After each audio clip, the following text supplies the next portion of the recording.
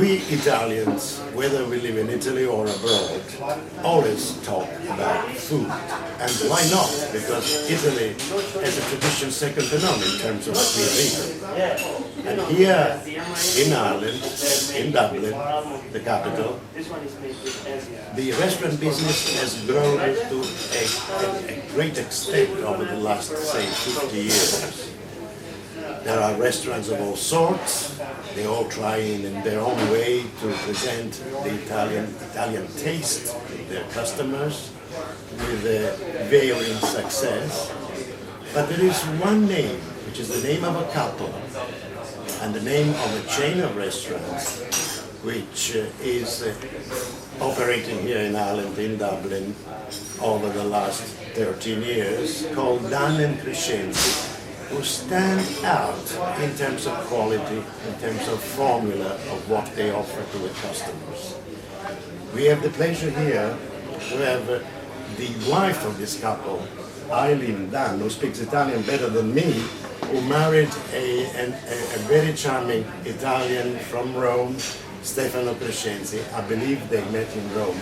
And she will tell the story of this union and what happened after that meeting in Rome and living in Rome together. Well, Stefano and I met when we were both working for the UN in Rome. Stefano, an economist, myself, an HR specialist. I suppose those skills came, contributed to making our business successful later on. But what brought us together was our passion for food and wine.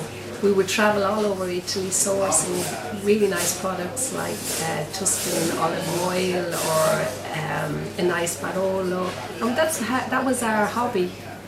So after we got married and the children were born, I remember Stefano coming home. He worked at that time then the Ministry of Foreign Affairs, and it took him 2 hours to get to work and 2 hours to come home. And he came home one evening and said, you know what? Why don't we do something different? Why don't we do what we love? Let's go to Ireland, a good place to raise children, and start a restaurant. And without thinking of the consequences of giving up good pensionable jobs, we said, wow, isn't that a great idea? And we just went for it really, That's how it all started. I remember in 1999, in this particular part of your big restaurants now in South Ridley Street in Dublin, you started with stuzzichini and wine tasting from very simple beginning, shall we say. And then you graduated to a number of restaurants, really. Can you talk about this progression? We didn't have a plan. We knew we wanted a nice, small, intimate restaurant without the fuss of white tablecloths, which, that's the way wine was served in Dublin in those days. You could only go and have a full meal, and we wanted to do something very informal where you would feel comfortable on your own, after shopping, before theatre. And how we grew really was because of the demand. A customer would come along and say, you know what, I think you should open in Dundrum. You know what, I think you should. And we said, oh yeah, that's a great idea. But it was never planned to do that. It was never money driven. It was always our passion to deliver a taste of Italy. We wanted to showcase the best of Italy. Small producers, dark products, really following the slow food theories. And that's what drove us and motivated. And the more people liked it, the more you become motivated, and the more you want to excel at what you're doing. And that's really how it evolved. I have noticed as one of your customers that you have introduced a very interesting dish with carciofi, with salsiccia, etc. Rabbit, for example, which is quite rare to find in Italian restaurants here. Rabbit carciofi.